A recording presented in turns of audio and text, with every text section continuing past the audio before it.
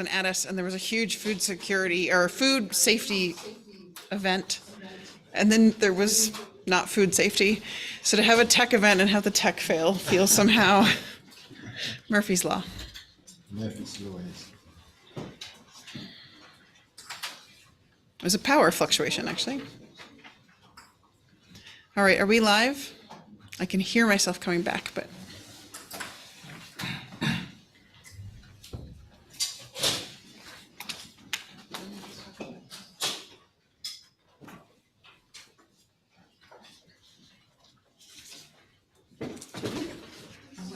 So I don't die. Have a meg for you. Exactly. That would hurt. It's like the slope of the. Becca, can we confirm that we're okay for the listening audience?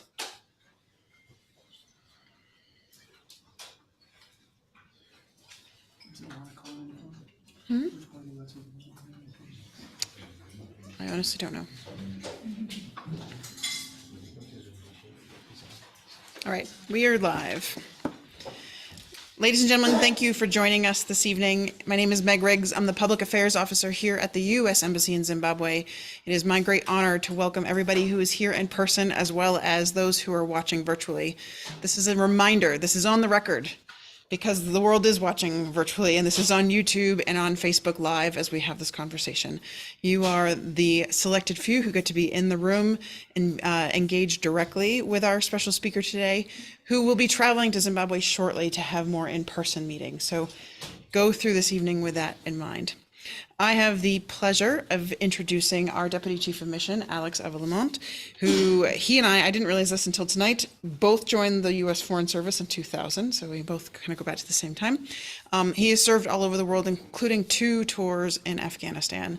He's been with us here for the last 3 years, both in our front office and part of the consular team. And it is my great pleasure to turn the mic over to him. Thanks, Meg, for that introduction and for a great many other things as well. One of the many, many things I like about my job is that I get to hang out with a bunch of really smart, dedicated, amazing people, both colleagues and also just the people in civil society and the entrepreneurial space and business and other government agencies that we interact with. As diplomats, we generally are I would consider it a generalist. Like I'm kind of a jack of all trades and certainly a master of none. I love then when I get to meet and interact with people like you all here in the room today and our people who are participating online who are really good at some very amazing things that I don't know anything about. That always inspires me because I just love to learn and absorb what other people are passionate about. There's a great quote, I'll kind of mangle it, but I'll try to paraphrase it, that it's, I think, by Arthur C. Clarke, and he said that basically, if you're in a society and you encounter technology that is far more advanced than you can understand, you basically consider it magic. And that to me is what I think about when I think about 5G. Like I still think 2G is kind of cool and like 3G might be too much. 5G apparently is amazing and blows the doors out of 2G. It's like 2.5 times better apparently, I don't know. Maybe it's logarithmic, I don't know. But I think we can fuse that in other ways, and I really enjoyed my conversation earlier, just kind of part of it, talking about some of the benefits, but also maybe some of the questions that these advanced technologies propose. One of them, I think, is when we look at, from my perspective, we look at Zimbabwe as one part of a kind of a strategic competition here in Africa, and there's a renewed focus on Africa from our administration, from our president. And I'll talk a little bit about how that interrelates with what we're doing here. But I think it's important to look aside of the geopolitics for a minute and look at what some of these things that we're trying to promote can do. And that is really create win-win solutions. And I think even in this kind of realm of geopolitical, geostrategic competition, there's always room for, it doesn't need to be zero sum. It can be win-win. And that's one of the things I'm really proud about what our administration is doing here to promote something like 5G. So before I kind of get into a little bit more details, I want to kind of acknowledge the speakers that we have today. So we have Ivana who I think is on our call here remotely. We have Lawrence Nkala here, who's going to speak with us as well. I'm also just going to, as an aside, add that I'm quite jealous of all the people who can drink wine right now and stay awake for the next few hours. I hope Ivana, if Ivana's in the United States, I hope she's joining us with some wine. I will not tell anyone, even though the world is apparently watching. I Irish have water whiskey is the way to go. I'm way too much of a lightweight. So let me just go into some details real quick about kind of 5G as I understand it. And again, I'm probably telling people going to be correcting me like, no, that's not right. What it is, of course, the transformative technology that can really benefit every bit of our lives. And like I said, to me, it seems like indistinguishable from magic, but obviously there's a lot of tech that goes into it. Early returns of the 5G that's been installed here have kind of made futuristic references like the future has finally arrived. People I know around the world are awaiting 5G internet and the revolutions it can promise for any number of good things. What I like about kind of how we're promoting it is this kind of collaborative promotion, methodology or strategy that we have. As you may be aware, our president has really been making a push for greater engagement with Africa through the African Leaders Summit, through the kind of parallel U.S.-Africa Business Summit last December. And that's where he launched the Digital Transformation with Africa initiative. Let me give you some kind of highlights about that. It's designed to expand digital access, expand commercial relations, support digital literacy, and strengthen cyber environments across the continent, which kind of complements a bunch of our other strategies. What we really want out of this is an open, interoperable, reliable, and secure internet. I think the future of the internet is something that's of great concern to many people, especially in the developing world. And what people call a digital ecosystem, which I think is kind of an ironic term because the ecosystem, of course, is a natural environment.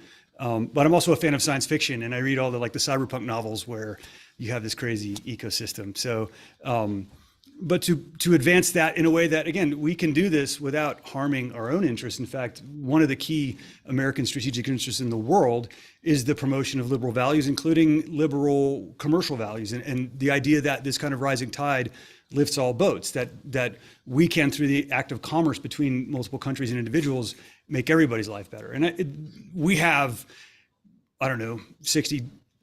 60 years worth of evidence that supports that since the end of World War II and the great liberalization of trade and the kind of rules-based international order that we've all helped establish.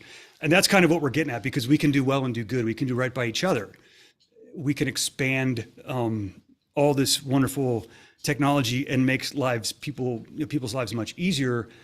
And we can also be fortunate to benefit from that as a nation, while we see our partners around the world benefit from that as well. So that's kind of one of the great things as well that I like about my job, is I get to kind of evangelize for things like this. And it doesn't mean that it's easy. And we had a great chat about how, especially post-pandemic, people are spending a lot of time isolated because they've been on their devices so long, and this connection to the world, to everything everywhere all at once, to borrow a term, can have some cost to it as well. But if you were to go back 30 years, I had to teach my kids once, as an aside, how to dial a rotary phone. You hated your friends that had 2 zeros in the number because right? So you can be nostalgic for that age, and you can remember things that were better about that age. But over time, you wouldn't want to go back to it, because so much is better today. And a lot of that has to do with technology. So I'm really pleased to be here with you people who all have apparently an amazing tolerance for alcohol that is more than one glass. I'm just jealous on that alone. With these brilliant, smart, inspirational people, both here and on the other side of cyberspace over there. I really want to welcome you all to this beautiful space in our embassy, with our art and our ability to convene people. Our public diplomacy section, as I've been bragging to the people I've talked to, is the best in the embassy at bringing people here to do this. So I want to give them a big kudos.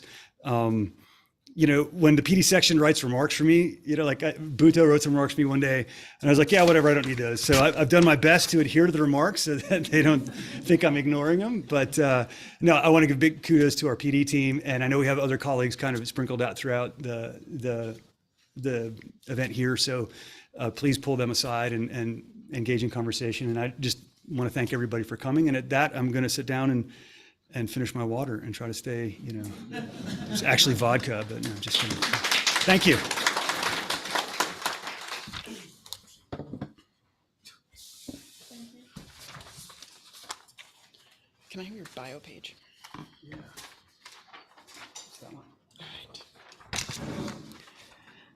right, for the main event, it is a great pleasure for us to invite Ivana Hu is the CEO of Omelius, the artificial intelligence and machine learning company in the United States. Several people in this room actually reached out to us and asked for an opportunity to engage on these issues. And we went back to Washington and said, who is the expert you suggest? And this was the first name that came to mind. And so I would love to hand the mic over to her. Awesome. Thank you so much. Can you all hear me? Yes, we can. Okay, awesome. Great. Well, thank you so much for coming to the event. And hopefully this will be a lively discussion. I'm going to kick off the conversation by talking about the global trends and the challenges of deploying 5G. And then I will hand it over to my colleague who will talk specifically about the context in Zimbabwe. And then we'll make this as interactive as possible. So please feel free to ask us any questions. So in my section, I'm going to go through a bunch of different things. You can pick out any one of them a little bit later, but I'm going to try to make it around 8 to 10 minutes so you're not in a wine-induced nap by the end of it. So with that, I'm also going to share my screen. Oh, and I can't share my screen. Can you give me the rights to share my screen?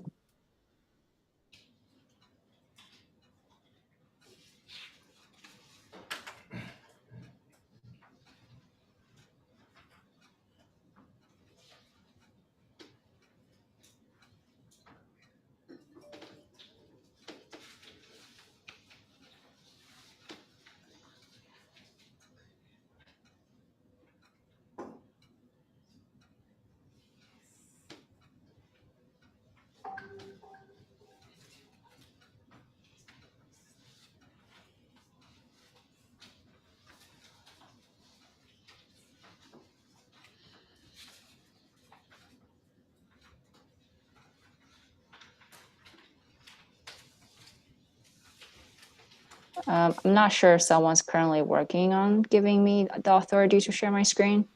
I am just going to assume that that will happen eventually. Okay. I'm assured that it's coming.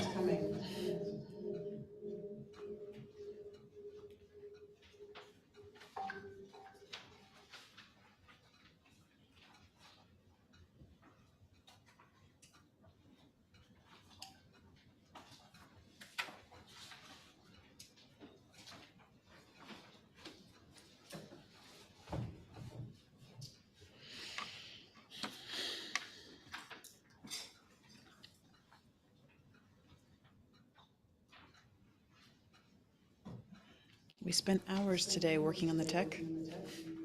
I can just move ahead, and then once it's there, I can share my screen. All right, Great. so what is 5G? 5G is just the fifth generation of cellular networks. But what's different from the previous generation is that it is not only new investment in hardware, even in its open RAN configuration, which is one of the three things that we'll talk about in terms of the different formats of 5G. But it's also known for its wide application for economic growth, from financial markets to generative AI to smart cities, and all the applications that are currently deployed or are in the process of being deployed. And so it's really a game changer when it comes to GDP growth. But what exactly is 5G, right? So when we're talking about 5G, we're really talking about anywhere between 1 to 6 gigahertz of radio waves. Anything below 1 gigahertz is basically the previous generation.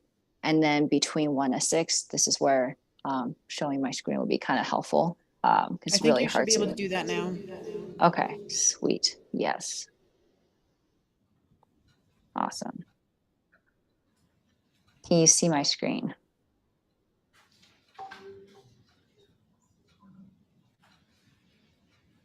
Okay. So this is what I was talking about a little bit earlier about all of the applications of 5G that we know about. So it's not only about being able to provide Wi-Fi at large scale events for thousands of users on the lower side, which can also be done with 3G or 4G. But as you're moving to the right, from vehicle communications to environmental and monitoring smart cities, all the way to the connection of multiple IoT devices. And I will also add in, being able to compute at a very fast pace, especially when it comes to the development of AI and being able to play around with chatbots that we all have heard so much about in the media. When it comes to 5G, so this is the way that we think about spectrum, both allocation, but also the speed, right? And this graph is great because it also shows you sort of the trade-offs that you'll have to make when it comes to even the various speed of 5G. So all of these, the low bands, mid bands 1, mid bands 2, and high bands. The mid bands 1 to high bands is what we really consider as 5G. No one is really at the high bands right now. Everyone's sort of in the a little bit of the low band, and then really clumped into the mid bands and mid band 1 and mid bands 2. But one thing you will notice is that the great thing about 3, 4G is you get a massive amount of coverage, which is fantastic when you're working in rural communities and also when there are geographic barriers like mountains and, the altitude is changing constantly as well. So low bands for that context is a lot easier. But of course, what you're giving up is a low capacity and then very low speed. And as you're going up, this is where when you go up all the way to the high bands, it's very limited amount of coverage, huge capacity, and very, very low latency. This is typically also reserved. I'm not sure how it is in Zimbabwe, but in terms of high bands in the US and in most Western countries, they're primarily reserved for government, for typically emergency vehicles, the military, or any of those national security apparatuses. And so they're typically not really allowed to be auctioned off unless it's a very specific use case. Whereas the mid bands, both of them are where the auctions are actually happening in terms of giving them to carriers. All right. This is going to get a little bit technical. You don't have to understand all of this, but the reason why I put it up is because when we're talking about 5G, we're not only talking about the fact that a lot of the telco carriers would have to have licenses in order to request the allocation of spectrum, but the consumers, whether that's an individual or business, would also have to have devices that will allow for 5G.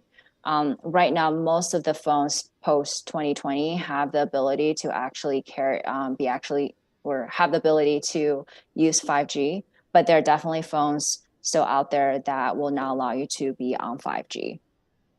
And then there are, 3 major variations of 5G. You have the centralized, which is your very typical your base stations. Everything is super focused on hardware. And then you have Open RAN. So Open RAN is right here. It's based on open interfaces. And typically this is done within an alliance or an industry and provides for the most interoperability. It doesn't have to be virtual, although a lot of Open RAN is virtual. And when we're talking about virtual, what we're talking about is it's less reliant on hardware, but it's much more focused on cloud storage. So the reason why those two are increasingly popular is because with Open RAN, you don't run into the issues of interoperability within the country, within specific carriers, but also internationally. So if you want the ability for people to call both Zimbabwe and Botswana or South Africa at the same time, that will be a lot easier to facilitate in terms of the tech integration. With virtual, it's really being led by a Japanese company called Rakuten. And Rakuten has tested this in Tokyo, primarily because they wanted to see if it will work with a huge number of people. But they've also tested it in rural Alaska, where there are a lot of forests and there are trees and there are animals and all of these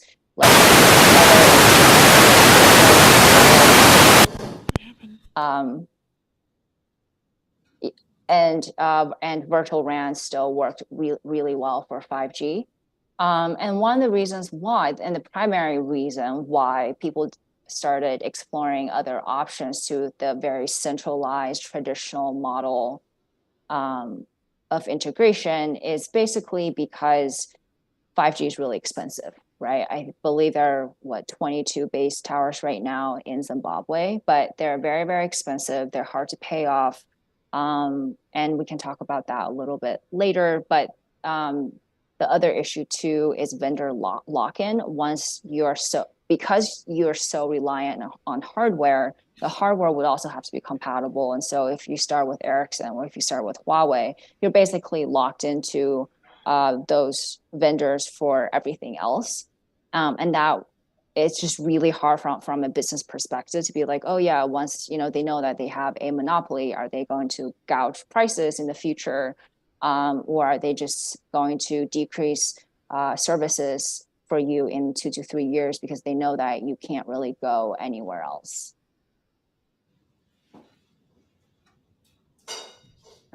So the global trends right now is an increasing adoption of 5G and phasing out the legacy ones, and which also means that interoperability is important. So this graph is basically showing all of the 1G, 2G, 3G, 4G, 5G, and based on the regions of the world from 2019 to 2025. The 5G is highlighted in orange, and the green is LTE or 4G. So you'll see on your far right, which is North America, there's a huge jump of the orange from 2019, where it's like out 2%, if that, to 74% in 2025. In the Middle East and Africa, you're looking second from the left. I'm not sure if it's the left for you guys, but for that, you see that there's in 2019, 5G doesn't exist, and then it's predicted to go up to 7% by 2025, while 4G is also increasing from 17% to 39%. And these are only focused on mobile, not landlines. All right. There are also a couple of downsides to 5G as well. One of them is you kind of have to make this trade-off between a security risk and the predatory pricing that happens when you do have a vendor lock-in when it comes to something like a centralized 5G, which is the reason why a lot of folks they're trying to push more for open RAN or virtual RAN, or the combination of both of them. And a lot of the predatory pricing that we're seeing right now, they don't really start in the first couple of years. They start to actually stack up, typically 5 years down the line. And there's not much you can do because at that point, you're already locked in.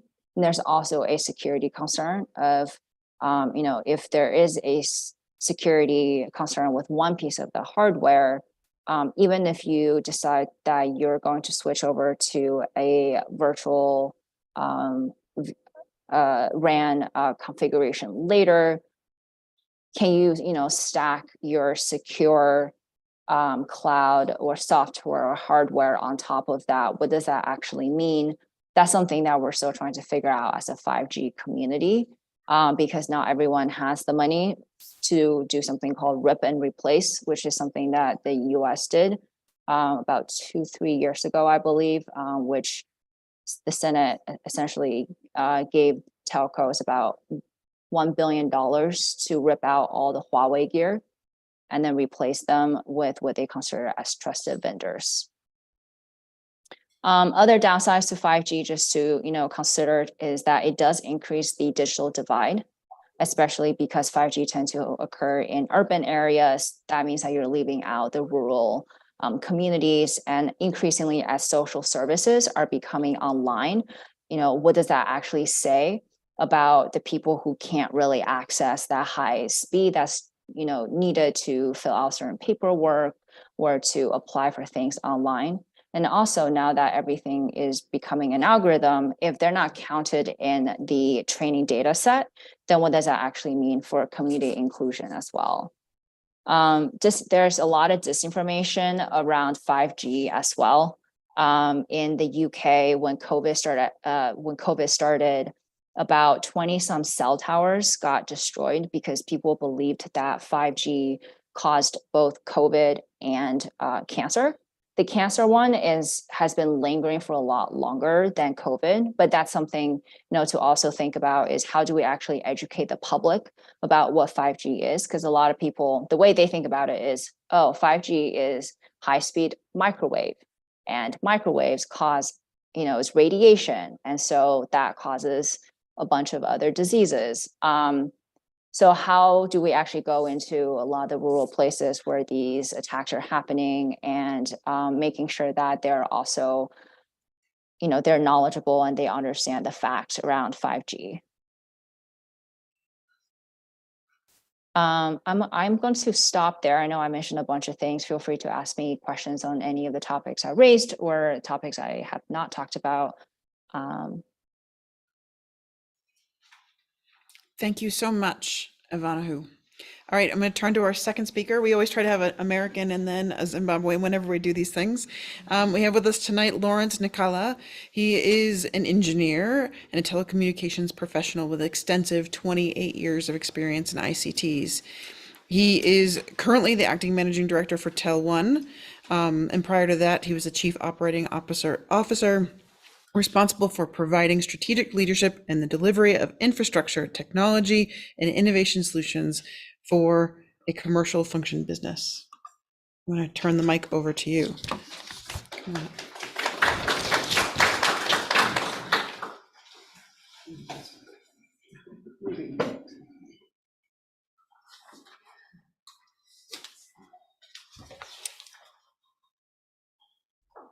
So thank you very much, Meg, for the opportunity to come here and talk about the exciting developments in the ICT sector. First of all, just to recognize colleagues in the US Embassy, the officials that are here, and also just to recognize the colleagues in the ICT sector and financial services sector, and notice that we've got the banks here.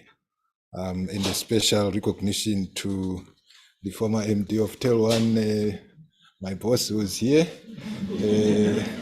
So trying to fit in her shoes is quite a difficult task, but let me try. One of the dangers of digitization is that we carry smart devices with us. So when I came here, I thought I had a very good presentation, but the embassy officials said, no, you will not bring this in. So I have to be analog today and shoot from the head. So I'm not too sure whether I'll manage this conversation today. But the topic is around 5G, and I want to confess I'm not a real big expert around that, but I'll talk to some very key points around. I'm sure in the room there could be others that are very skilled in that space. But I want to bring the context first to talk about, before we delve into 5G, which is pretty much a technology, but to talk about the context in terms of digital transformation, where there is this big and much more triggered by COVID, the drive to use technologies as a way to improve our lives. Basically, I think all about transformation in digital space is to improve the quality of lives of individuals, improve the performance of our businesses, to improve generation of revenue, our customer experience, our security issues, because we need these technologies to be able to see and predict using artificial intelligence what's going to come. So basically is to introduce efficiencies in what we do, even in respect to government services. You want to be able to access those services in the comfort of your home. You want to reduce cost of operations. So basically that's the idea. And how do the telcos fit in and ICTs in this space? ICT, I would like to call it the telcos as the oil that lubricates the economy. And hence digital transformation leads into the digital economy. And what is digital economy? Digital economy, you are talking about the activities of a country or an economy that is driven by technology. So you look at your government, all the services that you access from them, business to government to business, business to business, and business to consumer, all driven by technologies. And that makes efficiencies and the quality of lives improves, and therefore the economy and in general improves. So this is the context in which we want to discuss this. So 5G sits in the space of one of the technologies that have been identified through research and standardization through ITU through 3GPP that was designed, number one, to have low latencies in terms of turnaround times for your data solutions and high-speed access. And this finds very good use case in all industry verticals. In the medical space, you can conduct your surgery almost real time because you don't have round trip delay. And you've got your artificial intelligence that sits on the back of your 5G, which is a transport network and high-speed access, to then have the intelligence to then go ahead and do the surgery process. You've got your automation in the mining sector. You now have underground autonomous vehicles that actually carry the minerals around. So you've got your IoTs in the space of smart cities that manages our refuse collection, that manages our traffic management in terms of lights, as well as vehicles, that manages our water system.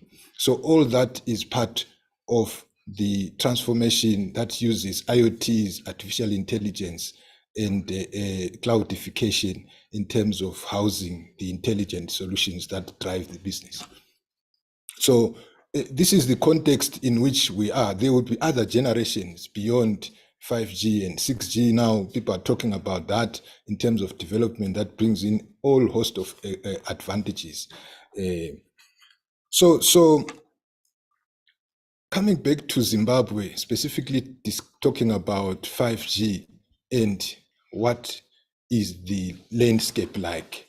I'll start by talking about the regulatory environment, because everything that happens must be satisfy regulatory requirements. And the regulation in Zim in terms of spectrum assignment draws from the ITU radio regulations, which identified, like Ivan, who spoke about 1G to 6G gigahertz in terms of spectrum identified for use for 5G. So in Zimbabwe, we do have three bands, in fact, 3 bands that have been identified for use for 5G. So we do have, the main band is 3.4 to 3.6, which is 200 megahertz spectrum. And for you to drive a meaningful 5G network, you need a minimum of around 80 megahertz. I'll explain a bit later. So we have got that spectrum, which is about 200, and we've got a spectrum below that, 3.3 to 3.4, which is 100 megahertz again, which is available. And then we've got the one that is currently to be debated and most likely allocated to 5G at the WRC 23 in Dubai this year, where administrations are pushing for allocation of that to 5G, seeing that there could be many players, because spectrum is the one big limiting factor in terms of how many players you can have in an economy. So that is where we are in terms of regulation. So we are not yet ready. We have not assigned spectrum to any player. What is happening now, we have got one of our MNOs, Econet, who has deployed a couple of base stations, but is using a trial spectrum, which the regulator assigned on a trial basis. And I think they did give that to Net1 as well and Telecel, the MNOs. So the trial will also help smoothen the quantum of spectrum that will be assigned. as Econet experiments and they try this, load their base stations, they can assist the regulator come up with the requisite spectrum that can satisfy any operator to have a meaningful operation. The prime spectrum, which is 3.4 to 3.6, is currently occupied by some incumbents. So the regulator, why they haven't assigned spectrum is because these incumbents must vacate. They're given notices by June 2023. So once they vacate that main band, then it will avail spectrum for them to start assigning. Speaking to the regulator, the assignment method has not been found yet. They haven't decided on how this will happen. In other markets, it is auctioned, as you know. In Zim, so they are debating around whether auction or they will do administrative assignment, where they will just put in a price for the spectrum that per megahertz that they will charge. So that is work in progress, and the expectation is that before the end of the year, we will have an assignment that's made, and operators will either be going to auction and they bid, or there will be administrative assignment for that spectrum to any operator that applies. And they will make sure that everyone has a share. But like I said, in some markets, they're actually going up to 100 megahertz, minimum 80 megahertz. So I said we've got 200, we've got 100, we've got 190. So we put that together, and everyone else that wants to come in here, this is this situation. Unfortunately, you can't extend spectrum. It is fixed. It is harmonized with other regions in SADC and in Africa to avoid interference. So the 5G spectrum is globally assigned. In other areas, you'll find Asia is using different spectrum, but in this particular one, WRC, which is a major conference that decides on assignment of spectrum, the decision was made that globally, and for purposes of having a standardized equipment and having a very robust ecosystem, you then have to have a globally assigned spectrum. So you don't have certain equipment manufactured designed for America and the other one for Japan and the other one for Africa. So this time around, they try to harmonize that. So the Zim is poised, like any other developing countries, Zimbabwe and Africa and some other developing countries, we are consumer of technologies. We don't really manufacture. Other countries, Western Europe, you have Asia, they've got manufacturers and operators.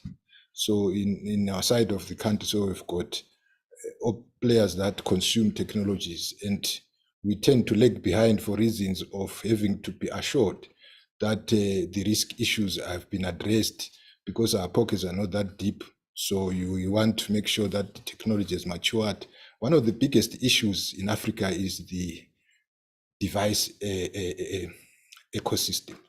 So they don't come cheap for 5G, and currently there are manufacturers that are trying to come up with a cheaper brand for the smartphones that can do a 5G access. But we also have fixed wireless access as a method. In fact, widely, even in Asia, the 5G is deployed using fixed wireless access, where for the consumer market, you can have a terminal customer premises equipment that convert the 5G signal into the ordinary Wi-Fi, so that anyone else who've got any smartphone with a Wi-Fi access can do that. So this is what is happening largely in South Africa with RAIN, and coupled with the mobile broadband access, where you have to have your 5G enabled devices. So basically, this is where we are in Zim. So I come from Tel 1, and maybe lastly, Tel 1 comes from an incumbent operator, incumbent as was the only one at the time, and it was unbundled into Tel 1, Net 1, and Zimpost. In 2000 and the formation of the regulator Potras. You know, at the time, Tel1 PTC was the operator as well as the regulator, and it happened in all the markets. So in 2000, this hype around when the MNOs came into existence, so there was need to unbundle so that the MNOs were faced with, the MNOs out of incumbent operators were faced with competition for new entrants, which competition did not have any legacy issues. So there's a drive to unbundle so that they make this guy nimble. So this is how Net1 was formed. But again, coming into 2010 into 2015, they realized once again that for a mobile network to run, they need fixed resources. So they need fiber for that matter. So at the end of the day, there was this consolidation. So as we stand today, Tel1 holds a unified telecommunication services license, which allows it to run mobile and fixed solutions. So this is why our interest is very high on 5G, particularly on fixed wireless access deployment, which is the roadmap to the future for further generations. Thank you very much for what I could collect from my head. This is what I could deliver.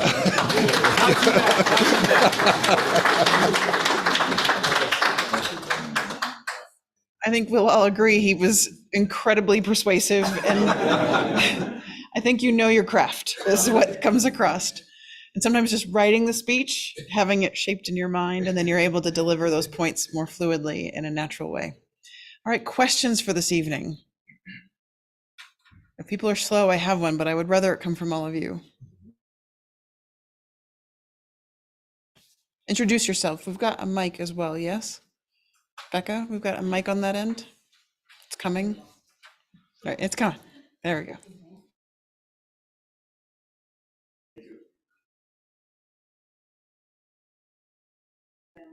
It's not for you.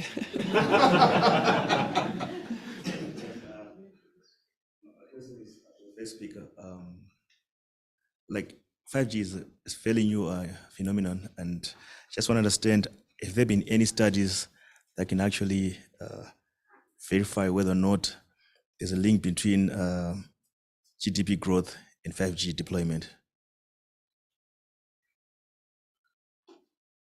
I can.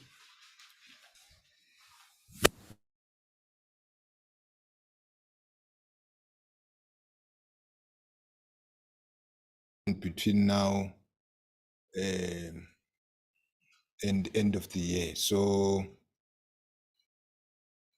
globally, 5G will generate 2.7 billion United States dollars worth of income. And this is about 314% increase in 12 months. So we're looking at 27 billion into 2027. And that's driving, in terms of GDP, they spoke about a 2.6% increase every year with deployments. There's an acknowledgement that it is too expensive to deploy 5G. And right now, most of the Asian and Western players that have commercialized it, they are just, I was in Barcelona in Mobile World Congress this year in March, and they were talking about just a percentage below what they expected in terms of income to break even. So it is quite an expensive investment, but they are relying on the developments of additional technologies like maturing of AI, of IoTs to drive the industry side, because that's where there is money that's going to cover the cost. Currently, the consumer market is taking up to 60% of the revenues. So you can imagine, and it is growing. It's us with our AV, our augmented reality, virtual reality at home, with our gaming, with all those gadgets that we have, our data we access for fintech services and other things that is driving the numbers there. but they need the big guys in the industry to take up new solutions. But that is hinged on developments of complementary technologies. Thank you. The great part of having this conversation with you remotely is that I do have my devices, and there's a great PwC report called the Global Economic Impact of 5G, and I'd be happy to share this in the link with you guys. But basically, it is saying that currently, globally, 5G's economic impact is at $525 billion. In Europe, Middle East, and Africa, that number is 180 billion. And I'm soberly reminded last week at ZDIF, I think most of us were actually at the trade fair in Bulawayo. We actually did a bunch of QR code pages for, exchanges, how to study in the US. And I'd say 2/3 of the people who walked up didn't have phones that were modern enough to scoop the QR code. And so that was just a reminder of we can move ahead. Banking industry, we need to do this shift, but there is a divide. All right, our next question. Thank you. You actually preempted my question. Oh, no. Yes. So my question is for Tel1, but coming from what the first speaker said. So she pointed, and like you rightfully pointed out, that in as much as 5G will increase GDP, it will make things better and faster and whatever, but for those who can afford. And coming back to Zim, we already are in a space where we already have the rural areas lagging behind. So there are places where you can't even get 4G or 3G for that matter. And we have children in school. So I'm very interested in encouraging the girl child to be in STEM. How is she going to do that when we are becoming so much faster and better here, and they're not where we were 10 years from now? Aren't we just increasing that divide? And so as a regulator, Tel1's not a regulator, but in regulation, are we actually going to think about that? Think about how we are going to move forward without leaving others behind or pushing them even further from where we actually are? Yeah, please. So yes, that's very correct. In Zim, I think all of us, we know that there's this mantra that no one and no place will be left behind.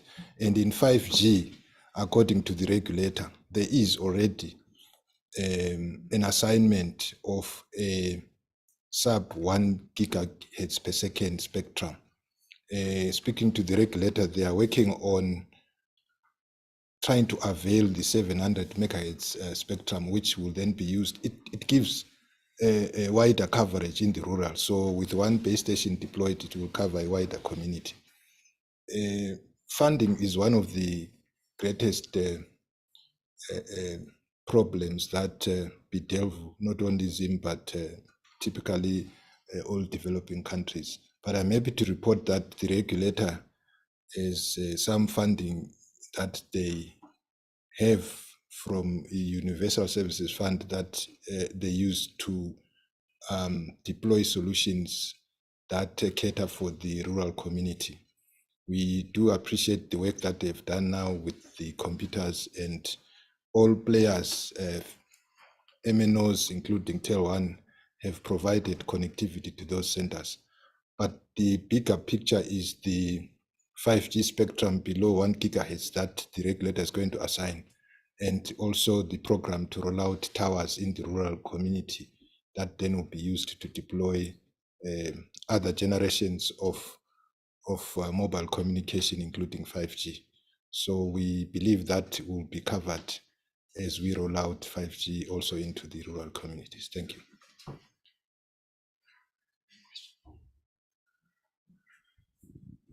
Okay, I think he's already partly answered my question, so now it's more of a comment than a question.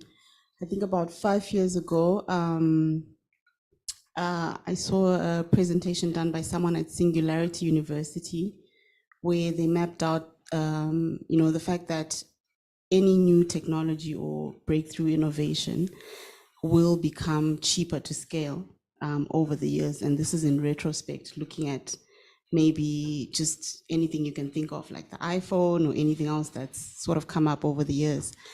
And not being a tech expert, but somebody who's done a lot of work interfacing tech and science, the question or the comment would be around, and piggybacking off what she said, that what are the projections in terms of scaling 5G for it to be applicable for us and to be beneficial to us in the African context?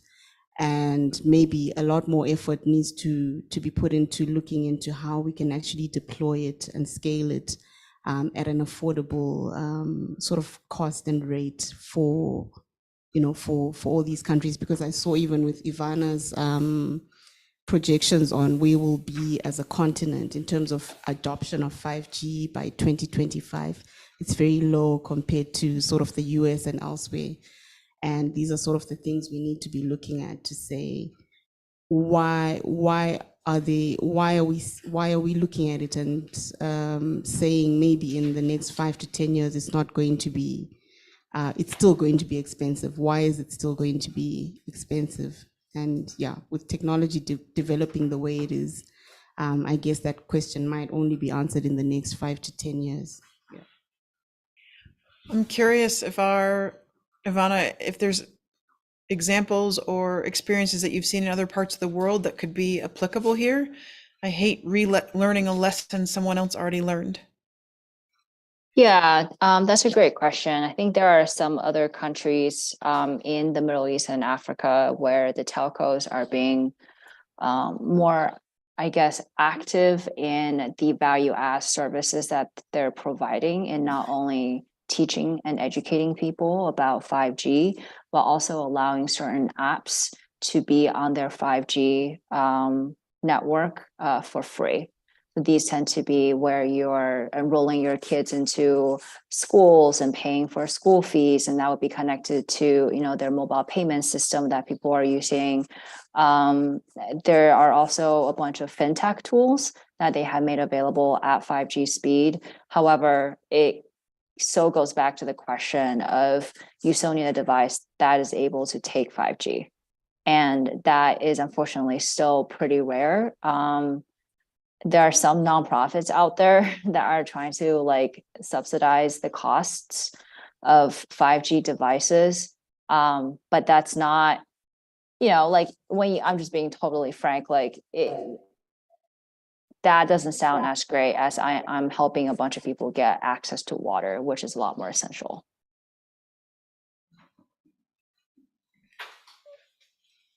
And I think it brings us back to why are we having this conversation this evening? Why is the U.S. Embassy doing this? Again, this isn't just a 5G series. This was a leadership in tech series. What we're hoping to do over the coming months is have a series of speakers, having people like Ivana come out and actually spend time brainstorming with some of you and thinking through how do we do this better? How do we apply what's known, as well as other experts in the space. There's a lot of policy and tech and education questions that I think we all need to be exploring together, because companies can want one thing, but if the universities aren't pivoting to meet you in that space, then you don't have the graduates you need to hire. If banks can't hire the right tech people, then they can't even think about the tech they want to apply and where they go. And so this is a holistic conversation. We've even talked about having speakers come and talk about how to parent your children in this new world, because the reality is we're all maneuvering. I have a 13-year-old, and all week Google has written to me to say she will have new rights at the end of this week. Do you want her to have new rights? No, I don't want her to have new rights. And so I think it's leadership in tech, because it touches so much of what we do, and what we need to be doing is having the discussions and sharing the data and looking at the examples and engaging with each other, so that you come to an outcome or come to a solution that everyone is comfortable with, or most people are comfortable with, and that really has explored all of your options. And so this is just one of our conversations. 5G isn't the only discussion, I think, is what this evening has given us. We have a couple minutes left. We have one more question hidden in the back behind one of the cameras. Hello, sorry, I have a weak voice. I hope you can hear me. Yes. Okay, my question is, as a non-expert, I think I look at Zimbabwe and I think, is it realistic to chase 5G? Because right now I was looking at the average 5G speeds globally, and we're in the 300 megabits per second range, which is still in really good 4G territory. And I'm thinking, okay, can we not, since 4G is cheaper to deploy, can we not focus on improving our 4G infrastructure right now? Because we do have 4G in Zimbabwe, but we get nowhere near the really good 4G speeds that other countries get. Should we not, we cannot ignore 5G completely and be left behind. Effort into improving our 4G to get to the 100 megabits per second kinds of speeds. And I think some of the use cases we hear about, those would be possible at those speeds. I guess the latency would be a problem, but for most of the applications we currently have, I think 5G would serve us so well, and it is cheaper to deploy now. So should that be our I think you focus? meant 4G, yes? Yeah, 4G. Oh, yeah. Sorry. Should we still focus on 4G, or should we actually put more effort into improving our 4G rather than getting into this more expensive, less range per base station and all this? That's my question there. I'm going to pass that back to our speaker in the US. How have you seen other people grapple with this question? What you're saying makes a lot of sense. What we're seeing typically is that they do want to expand their 4G, but you also have to think that the hardware for 4G is going to become outdated in a couple years when everyone's switching to 5G, and then there's going to be an interoperability concern. So some people are thinking, well, maybe we should just leapfrog directly to 5G, especially when we're using open or virtual RAN. There's also the perception, right, perspective of politically, it looks really good on the international stage. And so a lot of the regulators are also thinking about that. And they're also trying to grapple, and they're kind of clumping 5G with AI and social media kind of all together when they're trying to address data privacy concerns. And how do we actually think about regulations around that? And so that's where the 5G conversation once again becomes pretty important, just because it is the basic infrastructure.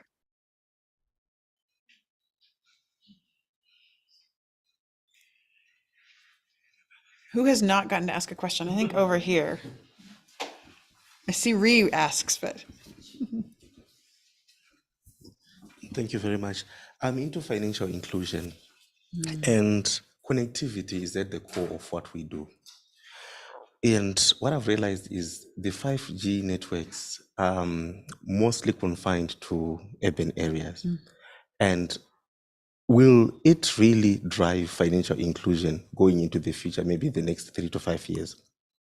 Then number two is the issue to do with sustainability. I usually grapple with my team on issues to do with reporting on ESG.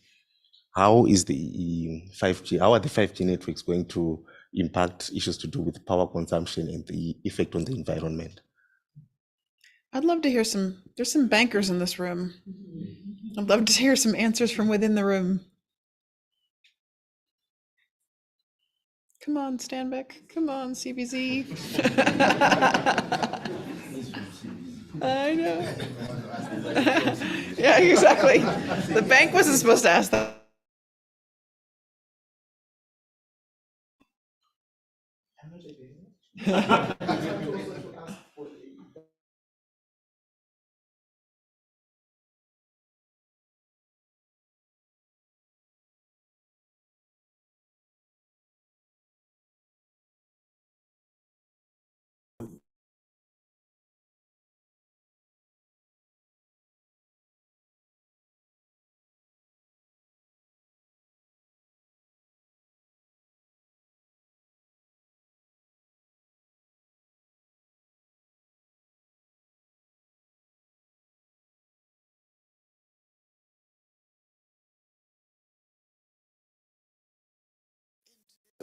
I'm just thinking, for Zimbabwe, what is the hope for us? If we don't work with the financial services sector, they don't handhold us somehow, and we collaborate to come up with some kind of mechanism that works to come up with a 5G establishment. Even if what Lawrence spoke about of the spectrum being still, experimented on, just assume that maybe the spectrum will be there. But what hope is there for us? We need the financial services sector to be on the table for the 5G deployments. Otherwise, we'll run the risk of one, perhaps the vendor risk is really very high. You then just get one or two vendors who can then just come and they also then stipulate conditions on us, and it becomes very, very expensive over time. So I think the telecom sector needs to have some kind of latitude in terms of funding, so that they can select vendors not from a position of weakness, but from a position of strength. And perhaps we need almost like the whole ecosystem on the table, where we agree that this is what we're going to do, and we are going to be capacitated. I don't think I could improve upon that. I'm going to give our special speakers one last word. Do you want to say one last thing, or did she steal your thunder? No, I just to comment on the experience that I've had with technologies, because he asked the question, why are we not perfecting our 4G? So you will find out that as you run your network, you then fail to get support for the various network elements you need. And the market is moved to 5G, so you have no choice. So my recommendation would be that when such technologies are getting mature, you just need to leapfrog. You still maintain the 4G and optimize it, but just have a foothold into the next generation and become relevant. Otherwise, you have no support and then you collapse. Yeah, thank you. And Ivana, would you like to say one last thing before we wrap up this evening? No, I think she was very eloquent.